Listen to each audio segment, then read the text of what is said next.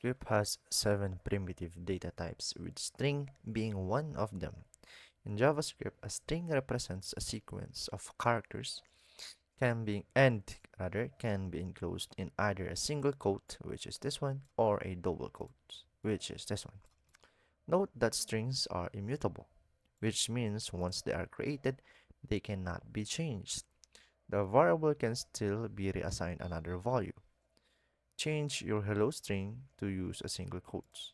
So this again is a double quote. So all we have to do is transform it into a single quote. But going back, excuse, it says the variable can still be reassigned another value. So what does that mean? What it means is that when you use the declared variable character and assign it to another string value, let's say hi, then if we console.log this character, excuse me, then it would output the reassigned value, which is the hi. So that would be it. Yeah, nice.